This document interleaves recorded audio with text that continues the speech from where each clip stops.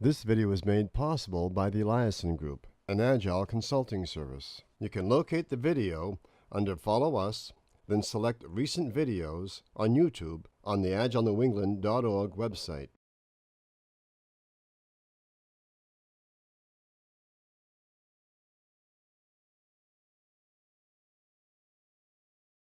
My privilege and honor to introduce Katie. I've known Katie just over a year now, but what I've seen about Katie is that he's a very curious person. He keeps learning. He challenges his team members to keep learning. He challenges everybody around him to keep learning and ask those difficult questions that are not so easy to find answers to. I will let Katie continue this conversation today and talk to you about a very interesting topic that he has presented in Agile one-on-ones to a lot of interest, and I suspect what he has to say will be of great interest to you as well. So without any delays, Katie, come up. Thank you. Give a big hand, folks.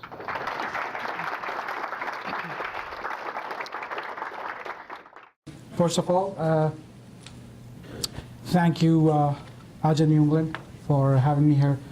This is a very rare opportunity for me, and I'm very happy and honored as well. Thank you. It's a great bunch of people. I've attended a few of the talks here, and I've always found my interactions with the gentry here very, very advantageous to my curiosity, as you said. All right, so I joined this company called Health Edge 2 years ago, and with that, I found myself having an opportunity to work on a couple of greenfield projects, and I tried different techniques in terms of finding solutions to the very, very important problems that the company was trying to solve. And in the course of that, I found myself applying design thinking, design sprints, and a host of other techniques to figure out if I'm trying to solve the right problem. And so today I'll speak a little bit more about that, my experience and what I have learned. It's not always textbookish, but my goal is today is to share very basics about the design sprint, as well as what to watch out for and what to really absorb from that intense process. All right, a little bit about myself again. I started off as a UI engineer, and I used to love UI development because people are never happy, right? They always want to see something new, something colorful, new skins every other 2 years. That's great. And new technologies would come up, and I think personally it's one of the most secure jobs today in America, because there's Angular, React, Vue, and God knows what. But I would work really hard. I loved it, right? I would put in a lot of hours, nights, weekends. And then I started becoming kind of suspiciously curious about the thing, which is I'm building a lot of stuff, I'm doing a lot of stuff, and I had a lot of throughput.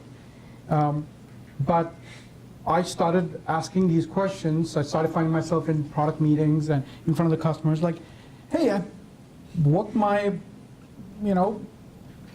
mind off on this so-and-so feature, but how do you like it? Is there any feedback? And this is very early in the days when data, user analytics and data analytics didn't used to be there. And so at that point, I started finding out that a lot of that work was going to waste, because it was just, yeah, let's do this feature, let's do that feature. It was, some of it was hit and miss, some of it was, yeah, it was customer requested, but at the same time, was it solving the right problem? I couldn't get the answer. So I found myself making a transition into a UX role.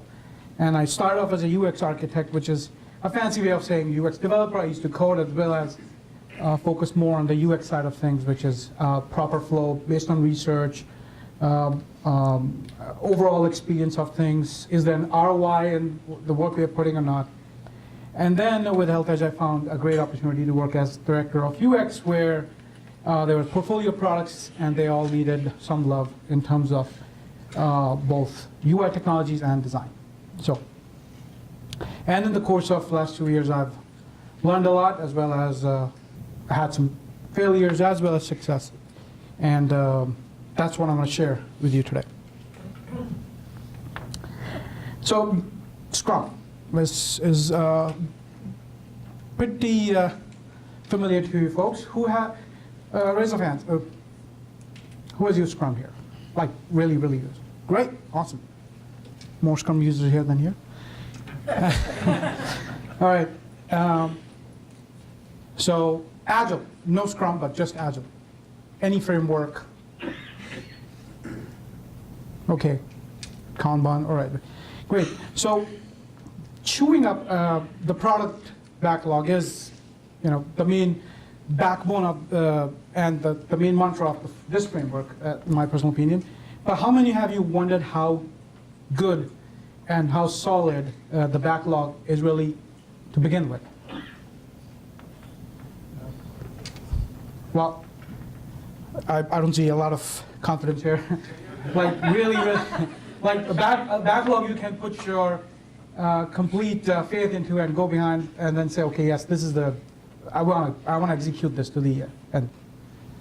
Have you been excited about a backlog like that? This is great. We're going to have an awesome thing at the end. No, all right. Oh, one optimist there. Okay. Okay. So having worked really upstream on a value stream, and now the value streams are getting defined a lot in companies these days. I've had a chance to be part of exercises where we focused on building the product backlog the right way, and I never saw it being right from day one. And we used to design for this problem and that problem, but then the questions of MVP started coming up. Like, what is the first thing we should do? What is the first thing we should attack? And those greenfield problems and greenfield solutions are the areas where you really, really get excited. At the same time, you can really miss a big opportunity. That is what I want to talk to you about today. So I always begin with this little graphic because this is the product dilemma to me. Why do we need to build a product? Why does a product need to exist? What value should it have? How do you put a value on it? So what do we build? And then what order we should build feature set in it. And the third thing is, how do we build it? Regardless of the design techniques or product backlog techniques or technology roadmaps, I believe these three questions are the central premise of product development. And I always follow these wherever I engage with product owners or product teams that are doing really well. Whenever I follow a great team that is doing an awesome job outside in a different sector, if not even healthcare as the sector I'm in, I always try to see what they're doing well, and I see they're focused on this. So this is the dilemma that leads us to having design thinking, design sprint, and other techniques, which you're trying to solve these three questions. So let's look at the dilemma in a different way. Do I build something by doing some research and figuring out what is needed ahead of time, or do I build what is, what I think is needed, going by my gut feeling? Like this is cool. This is not.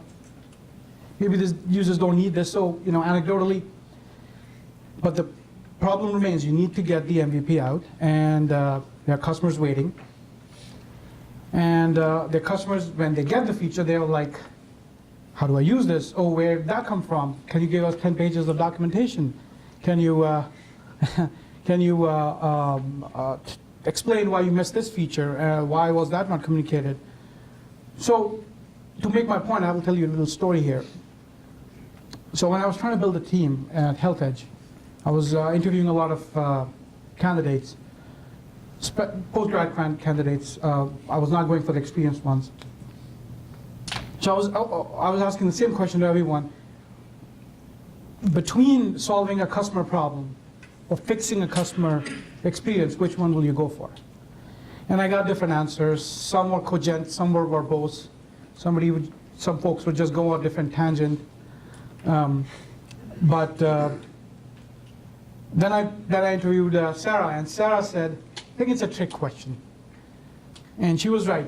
The idea is to solve the right problem. Whichever is the right problem is the one that needs to be solved. The customer problem could be small, could be big. Customer experience could be a simple module base or a complete portfolio of products. What is the problem that you have to attack? So I hired her. That was a great answer. And she's with me now for a year. So my point is, what she was trying to say was, you have to be proactive in trying to understand the problem, because nobody's going to tell you otherwise that, okay, you missed this, you missed that, and it's all disconnected data. And we always chasing our tail in terms of trying to fix what's broken, what's reported as complaints in the product, missed features. And design sprints and design thinking helps us be proactive. And a quick show of hands again, who thinks here that we should ideally build product with a proactive mindset? Great, that's a healthy participation, good.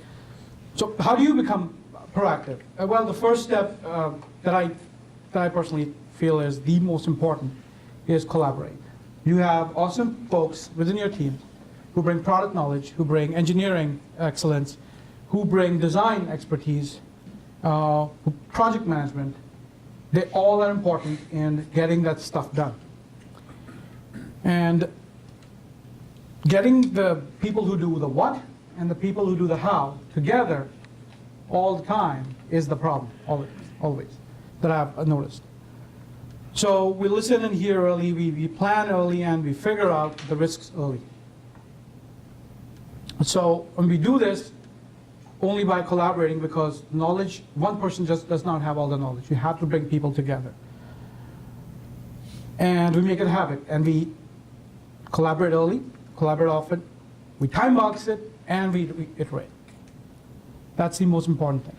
And you take this little framework and you can apply it. You can call it design sprints, you can call it time boxing, problem solving, you can call it my way of design, approach, or product backlog invention approach, whatever. But this is the formula, I believe, to getting a very, very good, healthy start in the beginning. And that's where design sprints really, really help. So let's look at the definition of a design sprint here. It's a time-constrained, 5-day process that uses design thinking to reduce the risk when bringing a new product, service, or feature to the market. The ugly word that's missing from this definition is waste. You do not want to put money and time and resources on solving a problem that's not the right problem to solve. That might look like the right problem to solve, but is it backed by data? Is that research-based? Is that informed decision? That's something that's always missed in many projects, in many starts. And so there were certain design agencies and design schools and big companies that follow a very strict design thinking mentality, came together, and they started kind of evangelizing and almost prescribing to new venture backed startups to follow this approach, because then they can figure out what needs to be built and at the same time fail fast and fail early if that doesn't work. Not 6 months down the line, not 3 months down the line. So you might be thinking, can I find that out in 5 days? Well, yes, because you're going to focus on a certain problem. We'll discuss how. So please feel free to, after the talk, go through what IDEO has to offer. The Stanford Design School and Google Ventures, they're doing some great work, and there's a lot of good case studies that you can look at, and you find out the value that these small startups are having from day one. So, as you saw in the definition, design sprints are linked to design thinking. So it behooves us to take a quick look at that. What is design thinking? It's an abstraction of principles and process that designers use to solve the problem. I do not agree with that definition because everybody can use that mentality. Everybody can use that mindset. In fact, if you have a good team, if you have a solid team of all the folks, all the actors that I just mentioned, you can have this approach, and from day one, you can try to solve the right problem. This approach just helps you solve the key problem, which will lead you to an MVP, hence a backlog of that. Peter Drucker, one of my favorite management consultants, or the management consultant, I would say. And this is the principle that's core to design thinking, which is you waste nothing to begin with, because time is limited, resources are limited, money is limited, and you do it all in an agile way. So you want to do the right things the right way from the very beginning. And that's why it's called design sprint, because it's time boxed. So there are 4 phases of design thinking. This is, again, not a prescribed formula. This is just a mindset, but they are solid 4 phases, which are gather, generate, make, share. So gather, it's all about understanding the research, understanding your users, understanding your customers. This is where user research teams can really help you. Marketing folks can really help. Generating ideas, lots of ideas. A lot of them will be throwaway, but you have to explore all the ideas. And past solutions should not be considered. So you have to go out of the box. You have to think outside your comfort zone at times. Don't put constraints on yourself that I can't do this because this technology doesn't allow, that technology doesn't allow it. You're not going to get anywhere. And then you prototype those, whether it's in mock-up or in code, you prototype those and you test with folks. And while testing, you get a lot of feedback. You get solid data-driven feedback, qualitative, quantitative. And in the process of that, you're sharing your story, and pretty soon the word gets out, yes, you have a solid idea. That's when venture capitalists look at you and say, yes, they have a problem that they're solved really nicely as a niche, or as another way of approaching that current solution, novel way. So that's a framework. And if you break it down into 5 practical areas, there's discovery, where you understand the problem as much as you can. And there's interpretation, where which areas, which problems should we really attack. And then you have the ideation, where you say, okay, come together and look at all those problems and let's ideate. Like I said, some have to be thrown away. That's why that curve kind of becomes together, because you diverge and you converge. Your team diverges and converges, comes up with a lot of ideas and narrows it down. It starts with a lot of problems and narrows it down, a lot of ideas and narrows it down. And then finally, when you are in the experimentation stage, you start getting real data, whether qualitative or quantitative, depending on how you're performing. You will narrow down to a good solution. And you can do this in a time box fashion very early on. So that right there is the backbone of a design sprint. It's design sprint are basically a formalized approach to design thinking, but not prescribed as such. So I missed that point early on when I was doing the first design sprint that I did with 2 years ago when we were trying this product. And we're getting too much into solutions, and that was not the right approach. You had to understand what problem we were trying to solve. So when do you need one? Before I get into the nitty-gritty of design sprint, when do you need one? When you have a customer-defined business problem. That might come from you or your customers in terms of solving a business problem. You need to have a business proposition anyways. But there could be a problem you're trying to solve that has no business backing but just helps community or helps users just make their life easier, and you don't want to make money out of it. It could be an app, could be a website, could be a community-based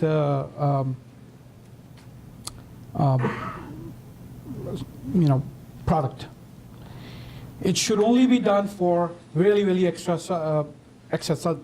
features or new products or MVPs. I would not apply it to, I have to do a screen. No, it does. It's going to be like an overkill effort, and you're going to waste a lot of time doing that because it's not going to benefit you.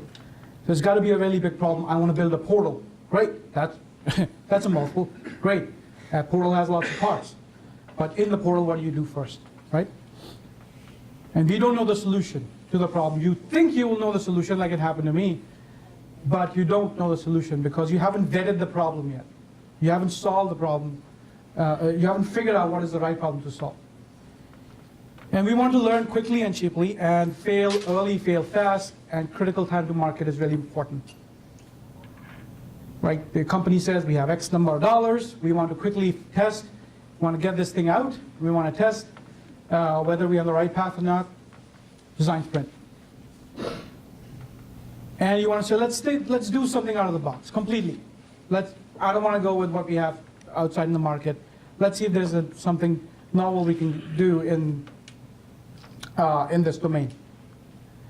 And you want to eliminate bad solutions. The ones you know of, the ones that are documented out in the market, or in your company itself, or the ones you discover after generating a lot of ideas that they're just not going to work because of X and Y and Z.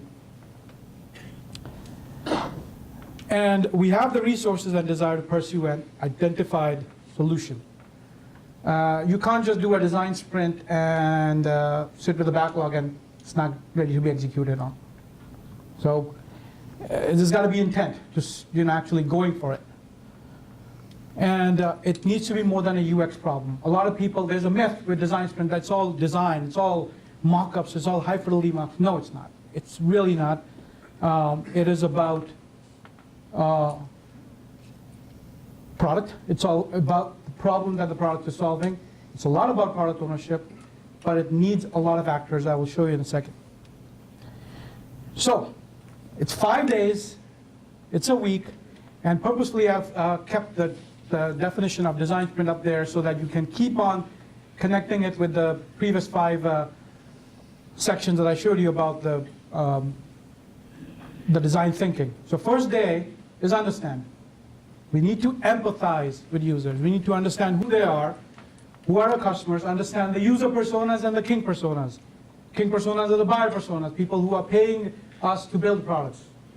Or users, if you're building consumer apps, they are your user personas. We need to understand them, understand their motivations, their pain points, their needs, and in what context the problem needs to be solved. And is there a competitor app? What are they doing that we are not doing, or what are they doing that we should really do because, hey, they missed it? And formulate a strategy around it. So right here, I want to do an exercise because this is the most important part of a design thinking or design sprint effort. It's a very intensive team exercise that in 6 or 7 individuals take in a company. And if they miss the goal of this first day, you miss the whole point. You will not get the guardrails that will help you keep your solutioning in that one lane that you need to be. As long as you have defined those guardrails to begin with, you're going to be led to the right solutions to begin with. Yes? So in one day, I would think to understand what the user needs are, you need to go out and interview a bunch of users, and that sounds like it would take more than a day. So is that part of the process, and how does that fit in? So here, that's what, okay. So here what you want to do is, you want to be able to gather up your user research group and marketing research and make sense of it. What have they found already? User research, mind it, and I can speak 3 hours on that, should always be going on. If you have a user experience team in your company and they're just mocks, they're doing mocks and designs of buttons, they're not helping you. There should be a user research person whose job is to research all the time. And then they collect a lot of qualitative and quantitative data. What happens on day one is you interview king personas. You really unpack, is the word, to understand the problem that a very vague idea is posing, a challenge. Could be a customer, could be internal folks, could be an internal boss who say, I have $2 million, I want to build this. That has happened to me. You want to understand that those $2 million are going to be worth something, right? And that's why you research a lot. So the users, don't take it as users who are going to actually be sitting in front of your final app or solution. No, it could be king personas, it could be buyer personas who give you the first-hand data on why is this a business problem to begin with. And at that point, in the same day, yes, there are a lot of tools available on the same day that you can go in, broadcast a survey of 10 questions or 20 questions, which, again, you would not know to ask unless you found out the right problem to attack. And you can get those answers right away, and they're blasted to 2,500, 3,000 people. That's usertesting.com, userzoom.com. They can help you with that. Then that one day you can get data to say, okay. And if it doesn't happen, you repeat it, iterate. You go to the second design sprint, and just like an Agile sprint, you can cancel it, you can go to the next one, because you're wasting money and time in this if you're going into the second day without a well-defined problem. So an exercise, it'll be a fun exercise. What I'd like you to do is pair up 2 people and interview at the max 5 people here, across the room or whatever. And there's a interview sheet. And the 5 people you interview, they can rate on this question like this, or stack up like this. And when it comes to a number of toppings, you can just do 1 plus 1. 1 represents 1 user. So at the max 5, if you want to do more users, that's fine too. And you'll be amazed to see what data you get. Any questions on the exercise? So it's, if you interview John, Mary, and Joe, John, Mary, and Joe can be all asking for 1 flavor. So you can stack it up like this. Or you can do numbers, 1, 2, 1 plus 1 plus 1. Just a statistical exercise for quick user interview. Usually interviews are very, very complex and involved.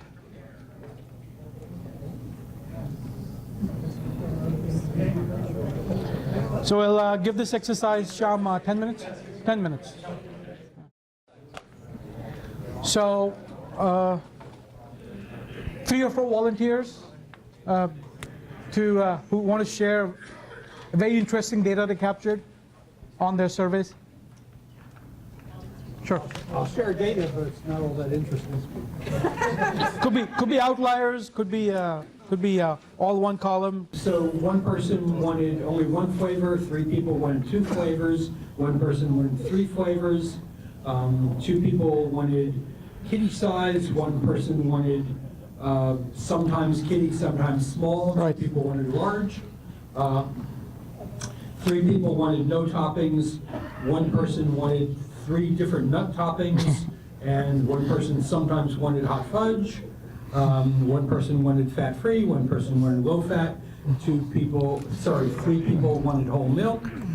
3 people wanted regular sugar, 1 low sugar, 1 sugar-free. Right. So interesting observation. I see here no gummies, no sprinklers, no cherries, and you interviewed 5 people, right? So that to me is an outlier. And the guy who wanted 3 flavors wanted kitty size. See that? Anybody else? Yes, We learned somebody wanted cashew milk, cashew milk. something we didn't ask. Great. So that's why those other boxes are usually there in surveys. Out of the 8 people that we interviewed, 8, wow. we got 3 for 1, 4 for 2, and 1 for 3. So the outliers were, as far as flavors, were 4 and 5. Right, So predominance was in 2 flavors. What size did you usually go for? There were 3 kitty, 2 small, 2 medium, 1 super large. right. So the kitty seemed to be There you the go. dominant one, and the Yeah. outlier was large. What toppings do we usually get? No toppings took 4 out of 8. And then cherries 2, almonds 2, and there's a 1 that's somewhere else. So the outliers were gummies Right, and sprinkles, right. right? The milk, nobody voted for fat-free. 6 was for whole milk, and 2 was for low fat. Whole milk, aye, aye, aye. And then for sugar, regular sugar got 6 out of 8, and the low sugar got 2. Nobody went for fat-free. When you want to go ice cream, why you want skim milk? So, yes, one last one. So I don't know if I read this somewhere or I heard it somewhere, that a survey is not valid until people put money on it, right? So, you know, we took all these surveys, but when any of them actually goes to buy it, they may all want fat-free milk. Yeah. Nobody's going to buy whole milk, right? Right. So when we talk about fail early, we did the design, Yes. we got the user input, but once you build a product, Right. your product is not actually the right one. Right. So, Yeah, great what's your point. experience with it? Great point. We haven't done the design yet, but that's why surveys are typically done. Can you guys hear me? Fine. The surveys are typically done by marketing. All right? And they actually go out and have more questions there. Will you pay money for this? Or how much you want to pay for this? Right?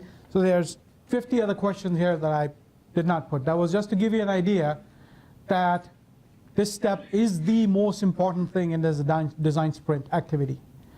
Empathizing with the user. So if you look at the text here, marketing may, let's just make some assumptions here. Marketing may have given you data that you want to make ice cream. They definitely need the replicator.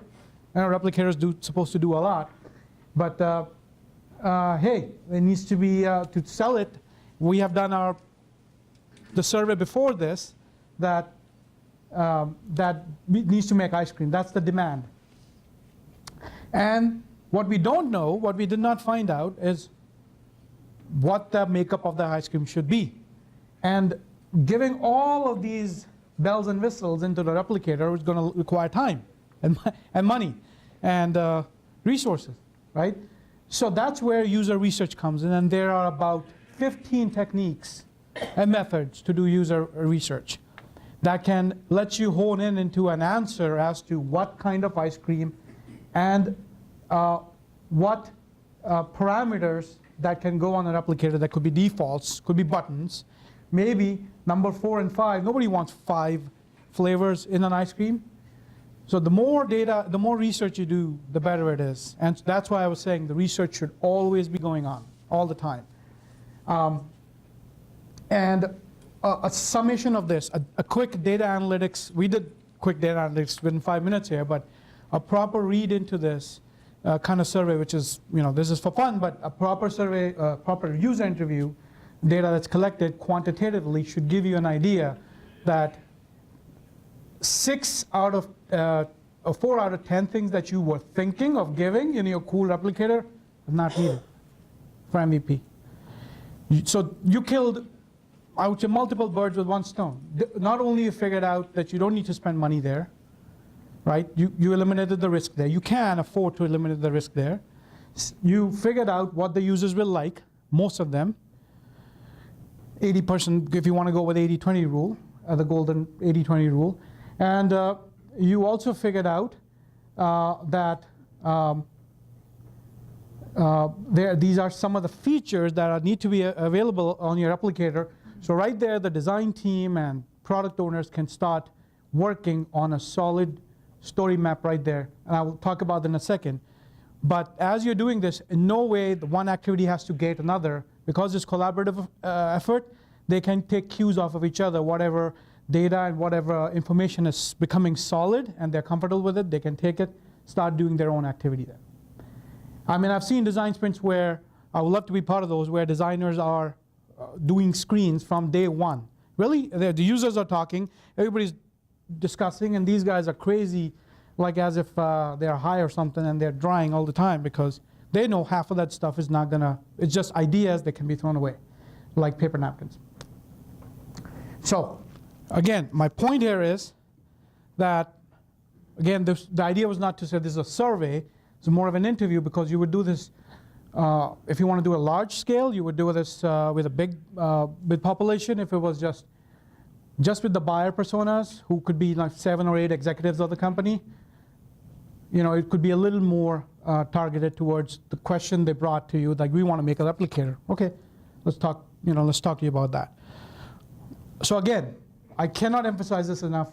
If on day one, you do not have confidence in the problem statement, this is the output of that day one. Socialize the problem statement. If you don't have a problem statement that you can state in a very measurable tone, you know, if you are thinking SMART goals, for example, if you cannot make one of the terms that could go with it is a value story. If you cannot come up with a value goal, that if we do this, company revenue will go up by 3%, or the first replicator needs to make an ice cream with 3 flavors and 2 toppings, very measurable and to the point statement. And then everything becomes really easy after that. And then you, of course, need to get customer sign-off, or I would get king buyer sign-off on that. Because they will get it. It's like, great, you unpacked it, you just understood the problem, and you summarized it and told this to us, and we agreed. Second day, if you remember that yellow curve I was showing you, you diverge. The teams separate, and they start developing ideas. They ideate, okay, let's see where the buttons will go in the replicator. Let's see what defaults we can give so that there's a simple mix of you know, recipes. And the output there is all ideas on the wall should be there, the storyboarding and all, and everyone sketches. Day one and day two, there's no need for somebody in the team just to sit idle. Everybody's a person, they can talk to another person. Everybody has drawing skills of some level, they should also be sketching, or at least partnering with somebody who can sketch, and they can board with them. And third day, you decide. You have a lot of ideas, not all of them are great, you just basically drop the ideas that are not great. Again, there are different techniques that go in every day. If I were to go in all those methods and techniques of every day, it will take me a half a day. It's usually a half-day design sprint workshop. But there are techniques and methods that will help you decide those things. And then you storyboard the idea and you put it on the wall. Everybody understands it. That's why you hear these terms called Facebook wall, because all the solutions are right there because they have immortalized them. That's when you involve the customers. You do short demos. You bring the other team in and say, look, I want to show you my little storyboard, my little idea. Discuss cons and pros. Discuss and dot vote. And you can involve customers with it. You shouldn't just dot vote within yourself. And then you prototype. So that's where the interaction designers or even high fidelity visual designers come in, depending on how fast they work. They take the top 3 ideas, they ideate. They prototype, they stitch the mocks together. Today design systems are available. They can quickly build it very nicely, drag and drop. And they have a clickable prototype ready. Focus on usability, not making it beautiful. Don't go for that pixel perfect look and feel on it. And have there are tools available to prototype it. And you can publish that prototype up for validation. Like I said, usertesting.com, userzoom. I'm not affiliated. I'm not getting paid by them. I'm just saying those 2 tools really help you with that, because they say I want to test it with people who love ice cream. They have user groups ready for you to recruit and test with them. And then those tools have analytics built into them, so you can learn what worked, what did not work. On top of the data that you put in there, the replicator designs, it turns out 3,000 people out of 3,500 never even went for a topping, went for a certain flavor. And that gives you data.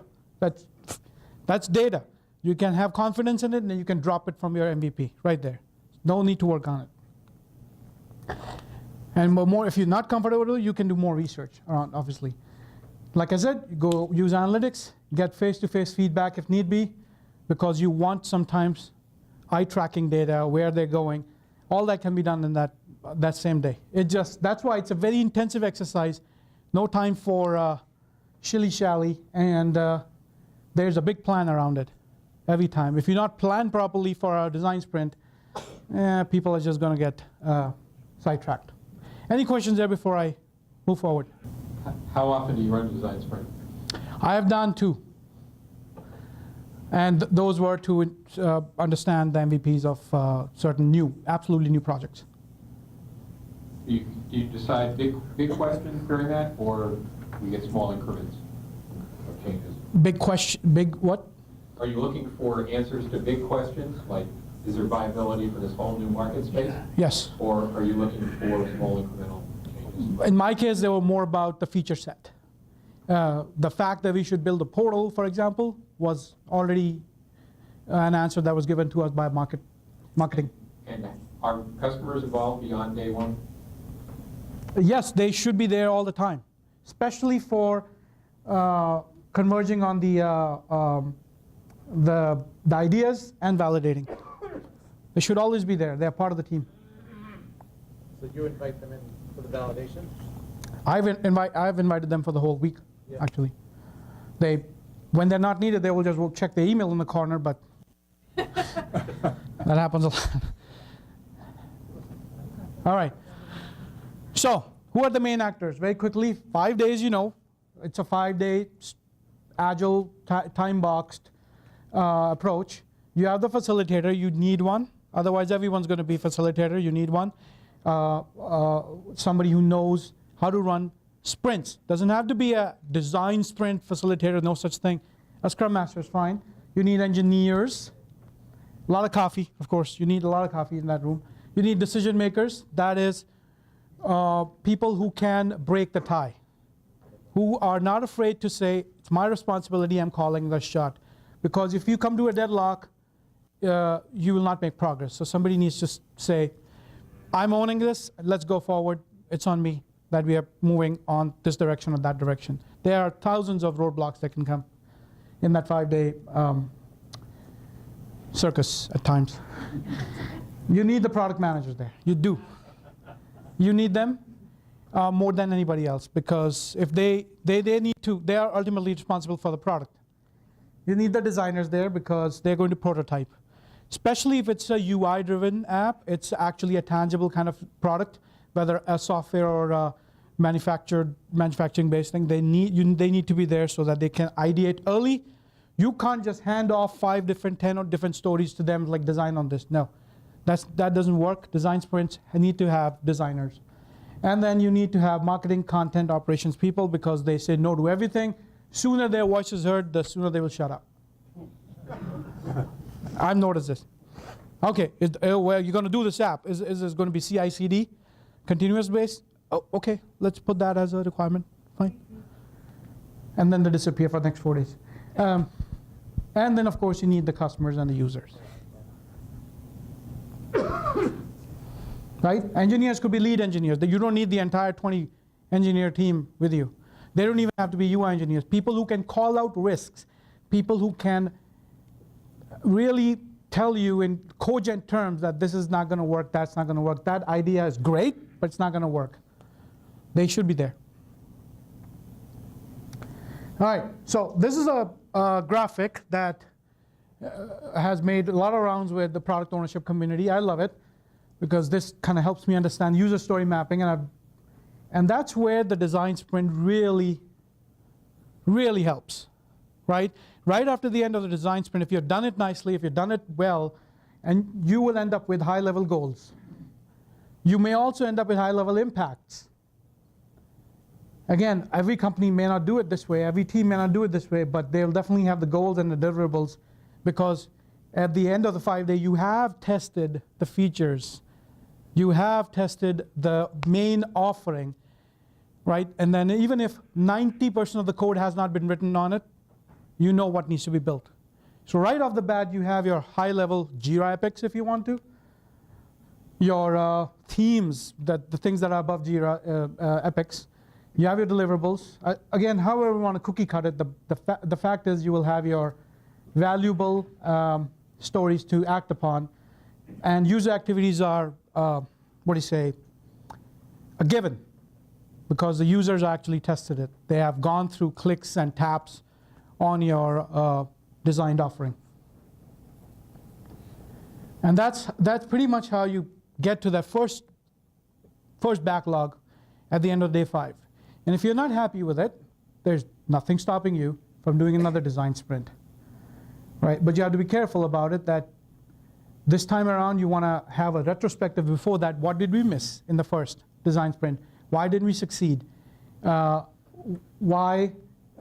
we designed by day 4, the offering or the product did not work well with the users, because you're gonna test it, and the data will tell you whether it'll work or not. Yes, question. I meant to catch you earlier.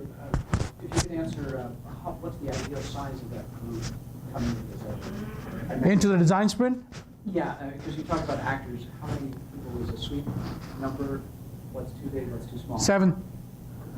7 internally. Customers, again, you can't tell customers, hey, don't bring your whole cater. You just need to say people who know the users are great. Users are great. User representatives are great. But you really don't want to make a 15-20 person sprint. What can really work is, say, give us a batch of 10 people. First 5 people can be on this day, and another 5 people can be on the other day, right? And day 5 is great because everybody's looking at solutions. They can all give feedback. But when you're ideating, when you're trying to solve the problem, the first day is really you want to be very careful who you ask those questions. Did I answer your question? You did, but it sounded like you have one of each actor. That's a representative. Yeah, I'm not saying you have just one engineer, right? Sometimes we are trying to answer a question where it needs 2 product owners because they have cross-team dependency. You need them as well.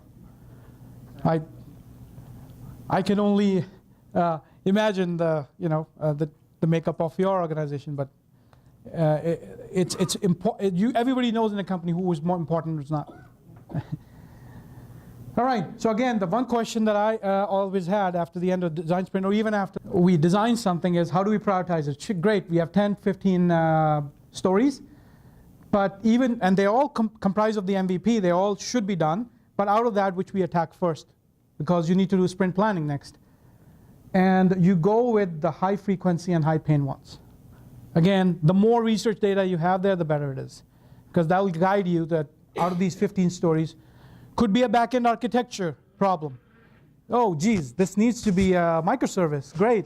So UI is the last problem of this, last thing that we need to worry about. It's who's done microservice here? Nobody. Fine. Then what do? You have to get an engineer who does microservices and understands it, and then say that is a high-risk, high-reward piece that needs to be done first. Right? Does not have to do with UX. Does not have to do with UI. So what are the deliverables? You have a socialized email to everyone, or website, or Decky, or Confluence, that they know, okay, this design sprint was done, this is how it was done.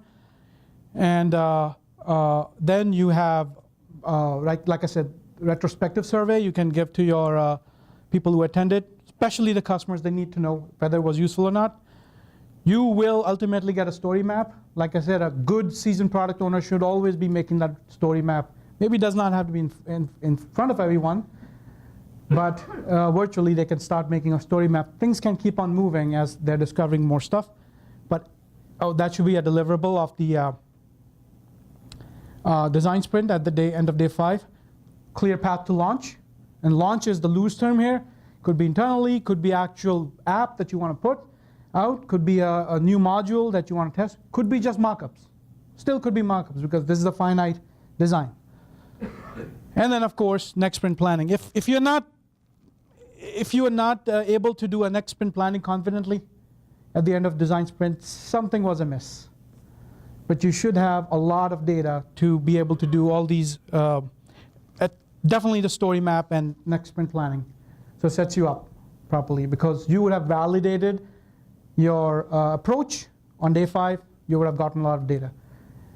It needs to be a wicked problem. I cannot emphasize this enough. It needs to be a wicked problem, not a random problem that can be solved by 3 engineers who can sit down. It needs to be a very, very solid problem that solution does not exist to. What is the next sprint? I mean, this is just one design issue, one bug. So then you're talking about the next design sprint? Nope. Next development sprint starts. Development sprint. Yeah. That could just be all about the first 2 stories that came out of that design sprint. All right, so prep, logistics here very quickly. You plan ahead, way ahead. I learned that very hard way. I did not have easel pads, believe me or not. You have a very large conference room booked. You need to invite users based on their personas. Don't invite Tom, Dick, and Harry. It's not going to work out. And then there are going to be long sessions to have food and sugar and everything that you need to keep people's eyes wide open. And then a lot of sketching aids, post-its, and things that people need to doodle on. Whiteboards and easel pads. And if you want to learn more, Google has a design sprint kit. You don't need to look that far. They have laid out everything for you if you follow the Google Ventures approach, per se. And they have a lot of case studies. I was going to cover a few of them, but I preferred the user activity that you guys did over showing you the case studies. So I think you can always study them on your own time. You see it here, they've done 3-day sprints as well, 4-day sprints as well. Doesn't need to go 5-day. And you can do a design sprint nano degree program that just came out of Udacity. And there's a product school. They're doing a design sprint course. Or you can just read books and try it. Give it a try with your team. But it needs to be a big problem, like I said. Questions? Discussion?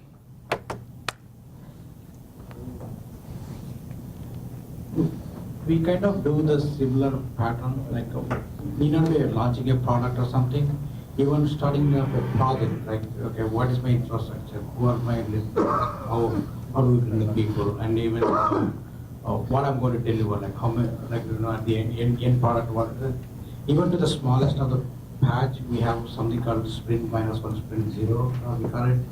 So we kind of do the similar exercise. Yes. So that will put a platform to deliver, I mean, more features. Ahead, so that we know the end game. At yes. least somebody like product owner or some product manager know the end game of the product. Yes. So we don't have to do a big launch or something. We do every project, we repeat the same thing. I think you're in a very healthy state. Because here's the key thing there. Again, a statement I want to make, and Jeff Gothel will really agree with me here. Shared understanding. The collaboration slide that I showed with you, everybody's in the same rooms trying to solve the same problem. They're hearing the same solutions. They're not hearing it from emails and 2 weeks later or something. Shared understanding is building from day 1. It's very, very important. Yes? Suppose that one part of the product backlog is logically a prerequisite for another part. Would discovery of that be done during the prioritization phase? Yeah, as if there are dependencies that can be a constraint from day 1. Okay, so at what point in the process do you look for prerequisites like that? I would do that before the solving of the big problem. You wouldn't want to bring those constraints on day 1. Because people who are doing research, who are trying to solve the problem, like we cannot go beyond, I talked about the guardrails, right? Those things will form the guardrails. Yeah. Anybody else? How important is it for your design sessions to be all in one location, or does it matter if it's co-located, if it's conference calls, or that kind of thing? Unless you have very expensive, awesome whiteboarding and virtual meeting tools all in one location. That's why it's intense and it's a planning heavy exercise. Last call.